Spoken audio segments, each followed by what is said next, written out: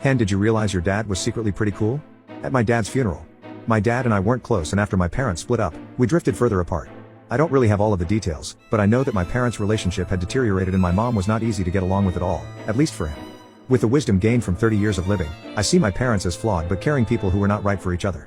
But in the intervening time, my dad and I were, if not estranged, not really in each other's lives, especially after he moved from New Jersey to Atlanta for work.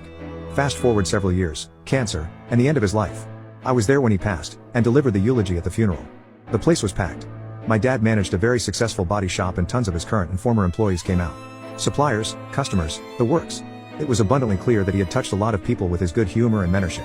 I talked to a few people who told me that he had taken a chance and hired them at their first job and that he'd been great to work for. There were probably 200 people there. It was kind of crazy.